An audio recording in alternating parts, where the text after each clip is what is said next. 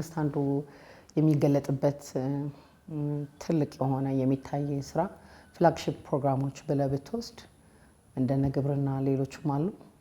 ቱሪዝም ግን ዋነኛው ነው።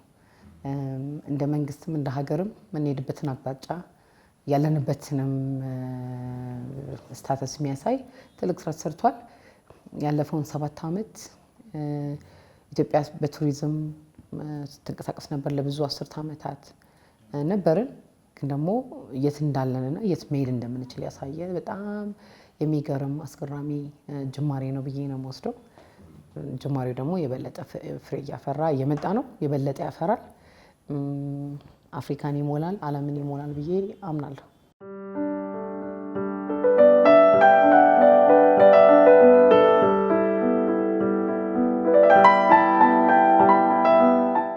በመጀመሪያ እነዚህ ፕሮጀክቶች ያደረጉት ነገር አይ ቲንክ ብዙ ጊዜ ክቡር ጠቅላይ ሚኒስትራችንም ይናገራሉ። ያደረገው ነገር አጠገባችን ያለን ሀብት መለየት መቻል፣ ማየት፣ በቃ ማየት ሲባል በፊዚካል አይን ሳይሆን ከልብ ማየትን የተማርንበት ነው። በትልቅ ቪዥን መጀመር፣ ፖሲቢሊቲን መመልከት፣ ልንሆን የምንችለውን አቅም ከማየት ከልብ ውስጥ ማለት ነው፣ በልብ አይን ከማየት ነው የጀመረው እና እነዚህ ፕሮጀክቶች ያሳዩት ነገር በተለያዩ የሀገሪቱ ፓርቶች ክፍሎች ነው የምንመለከተው። ከመሀል ሀገር ከፊንፊኔ ከአዲስ አበባ ጀምረናል። ገበታ ለሸገር ነበረ ከአዲስ አበባ ነው የተጀመረው። ከዛ በኋላ ደግሞ ገበታ ለሀገር፣ አሁን ደግሞ ለትውልድ፣ ሌላም ቀጣይ ደግሞ ምዕራፎች እየኖሩት የሚቀጥል ነገር ነው። ኢትዮጵያን እና ኢትዮጵያውያን የማየት አቅማችን አጠገባችን ያለው ሀብት ሲፈስ የነበረ ወንዝ ሊሆን ይችላል፣ ወይ ደግሞ አጠገባችን የነበረ ጫካ ይሆናል፣ ወይ ደግሞ የሆነ አቧራ የለበሰ ነገር ሊሆን ይችላል። እነዚህን ነገሮች አውጥተን መልክ ሰጥተነው ምን ሊሆን እንደሚችል ማሳየት ችለን ለገበያ አውጥተን የሀገር ውስጥንም የዓለምንም ገበያ መሳብ እንደምንችል ያሳዩ ፕሮጀክቶች ናቸውና አይ ቲንክ ከፕሮጀክቶቹም ያለፈ አሁን ገበታ ለትውልድ ነው የሚባለው ሰው ለጀኔሬሽን ለትውልድ የሚሆን መልእክት ማስተላለፍ የቻሉ ፕሮጀክቶች ናቸው ብዬ ነው የማምነው።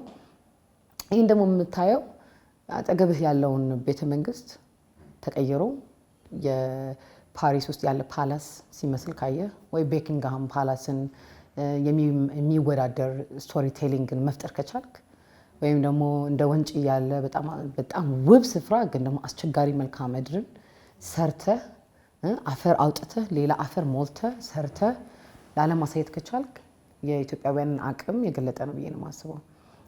በእንደዚህ አይነት አጀንዳ አይ ቲንክ ይሄ የፖለቲካ ቋንቋም ነው ብዬ አላስብም። ሁሉም ሰው ካድሬ መሆን አለበት ብዬ ነው የማስበው። እኔ ለቱሪዝም ካድሬ ነኝ። እኔ ላየሁት የልማት ስራ ካድሬ ነኝ። በጣም በኩራትና በደስታ ለምን እንደዚህ አይነት ነገሮች ፕሮጀክቶች ሀገር መሆን የምትችለውን አቅም ስለሚያሳዩ እኔም ልጆቼም የልጅ ልጆቻችን ምን መሆን እንደሚችሉ ገና ማሳያ ናቸው። ከዚህ በላይ ደግሞ መሄድ እንደማይችል ስለሚያሳዩ ማለት ነው። ለቱሪዝም በአጠቃላይ ያለው ሬሌቫንስ በመጀመሪያ አይንን መክፈት ነው። ከዛ አይንን ከከፈትን በኋላ መስራት ነው። እየሰራን ደግሞ ሜስ መድረስ እንደምንችል መመልከት ነው። ያ እየሆነ ነው ብዬ አስባለሁኝ። በጣም ደስተኛ ነኝ በዚህ ዘመን በመኖሬ።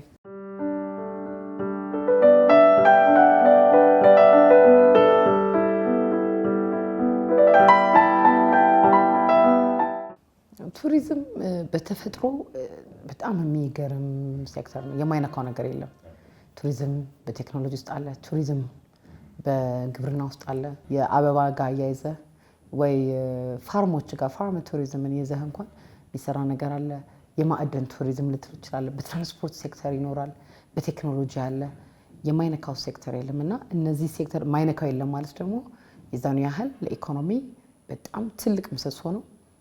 ከዛ ውስጥ ደግሞ አንዱ መገለጫ ስራ እድልን መፍጠር፣ ኢኮኖሚን ማንቀሳቀስ፣ በቢሊየንስ ኦፍ ዶላርስ በቢሊዮኖች የሚቆጠርን ዶላር ማመንጨት መቻል፣ ማንቀሳቀስ፣ በዛ ውስጥ ስራን መፍጠር፣ በዛ ውስጥ ለትውልድ የሚሆን ነገር ማስቀመጥ፣ በዛ ውስጥ ደግሞ ፈጠራን ማበረታታት። ቴክኖሎጂና ከኢኖቬሽን ጋር ከፈጠራ ጋር በጣም የተቆራኘ ነው። እነዛንም ጭምር ማሳደግ መልቲ ሴክቶራል የሆነ ኢምፓክት ነው ያለው።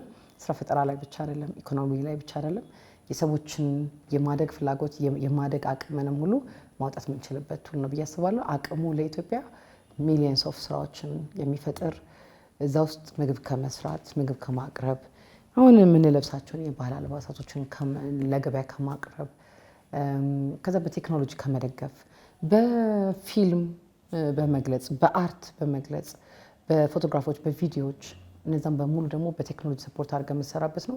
የማይነካው ሴክተር የለም። ስለዚህ ለኢትዮጵያም ያለው ፖሲቢሊቲ እጅግ በጣም ሰፊ ነው ማለት ነው። ገና አርሰን ነው ስንበላ የነበረው። ቱሪዝምን ደግሞ አርሰነው እንበላለን፣ ሰርተነው ደግሞ ሞር ሚሊዮኖች እንደርስበታለን ብዬ አምናለሁ።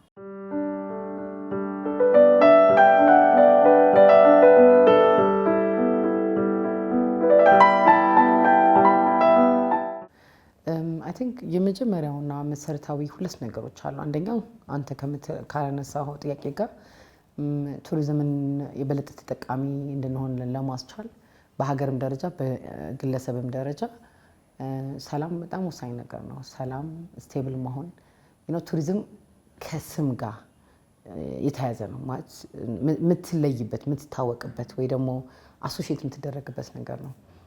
ሰላምን ኢንሹር ማድረግ ስቴቢሊቲን ማምጣት በጣም በጣም ወሳኝ ነገር ነው። እዚህ ላይ እንደ መንግስትም እኛም መስራት ይገባናል። እንደ ህዝብም ሁላችንም ሰላምን ማምጣት በጣም ወሳኝ ነው። ኤኒ ሀገር አሁን በቱሪዝም ያደገ ብትመለከተው ሰላሙ የተረጋገጠ ለመሄድ ሰው ማይፈራበት ስፍራ መሆን አለበት። ይሄ ትልቅ ቻሌንጅ ነው፣ ሊሰራበትም የሚገባ ሰፊ ስራ ነው። ሌላኛው ነገር ደግሞ ለቱሪዝም ኮምፒቲቲቭነስ ይባላል። ተወዳዳሪ ለመሆን የአገልግሎት አሰጣጥህ ከስኪል ጋር የተያዘ ነው። ከክህሎት ጋር የሰርቪስ አሰጣጥ ወይ ደግሞ የአገልግሎት አሰጣጥ በጣም የተገናኘ ነው። ለዛ ደግሞ ባህላችን በቤት ውስጥ ጥሩ አስተናጋጆች ነን። እንደ ኢትዮጵያውያን ቤት ውስጥ እንግዳ በመቀበል አይ ቲንክ የአንድ ሰው ማንነት ራሱ አንዱ የሚገለጽበት ጥሩ እንግዳ ተቀባይ ነው፣ ጥሩ አስተናጋጅ ነው፣ መልካም ሰው ነው የምትባለው አይ ቲንክ በመስተንግዶ ቤት ውስጥ ጥሩ ነን። ስናወጣውና ኢንስቲትዩሽን ስናስገባው እንደ ተቋማዊ ሲሆን ግን በጣም ከፍተኛ ጋፕ አለን። ከጎረቤት ሀገሮቻችን እንኳን ከነ ኬንያ አንጻር ስትመለከተው በሰርቪስ ሴክተሩ ላይ ያለን ጋፕ በጣም ሰፊ ነው። ትልቅ ክፍተት አለ ማለት ነው። ስለዚህ እነዚህን በስልጠና በመሙላት አሁን ደግሞ ዘመኑ የቴክኖሎጂ ነው። ሁሉንም ትምህርት ቤት አስገብተህ በፎርማል ትምህርት ሰርቲፊኬት በመስጠት ብቻ አይደለም፣ ራስን በማስተማር አዳፕት በማድረግ የማህበራዊ ሚዲያን ለበጎ ነገር በማዋል ማህበራዊ ሚዲያን ለመማር ልምድን ከሌላ ቦታ ለማምጣት ያለንንም ደግሞ ጥሩ ነገር ደግሞ ለማካፈል በመጠቀም ስማርት በሆነ መልኩ የመማር ፍጥነታችንን በፍጥነት ማምጣት አለብን። ቢኮዝ ሰርቪስን ሰርተ ምንድነው ኢንፍራስትራክቸር ሰርተ ሆቴል ገንብተህ በትክክለኛ የሆነ ሰው እና ካልተመራ በትክክለኛ የሆነ ሰው አገልግሎት ካልሰጠህበት ከፍተኛ የሆነ ጋፕ ይመጣል ማለት ነው። እና እዛ ላይም ኢትዮጵያ ኢንፍራስትራክቸሩን እየሰራን ጎን ለጎን የሰውን አቅም መገንባት ላይ መስራት መቀጠል አለብን። ይሄኛውን በፎርማል የሆኑ የትምህርት ተቋማት የግለሰብም ተቋማት ደግሞ ኢንቨስትመንትም ገብተውበት ከዛም ባለፈ ግን እኛ ራሳችን ላይ በመስራት የመማር አፒታይታችን በመክፈት በኦንላይንም በተለያየ መልኩ ራስን በማስተማር ማዘጋጀት ይገባናል። እነዚህ ስትራቴጂዎች ጎን ለጎን ነው አብረው የሚሄዱት። ይህንን ከሰራን እየተሰራ ካለው ልማት ጋር አብረን የማደግ ቻንስ አለን። የመጨረሻ ደግሞ የግል ተቋማት አሁንም ከፍተኛ የሆነ ሮል አላቸው። ተቋማቱን ከመገንባት ጀምሮ ሆቴልና ሪዞርት፣ ሬስቶራንት ህዝቡንም በማብቃት የሰው ኃይልንም በማብቃት ከፍተኛ ሮል መጫወት አለባቸው። አይ ቲንክ እኛም እንደ መንግስት ከግል ተቋማት ጋር ጎን ለጎን ሆነን የራሱ የሆነ ስትራቴጂ ኖሩት በከፍተኛ ሁኔታ መንቀሳቀስ ይገባናል።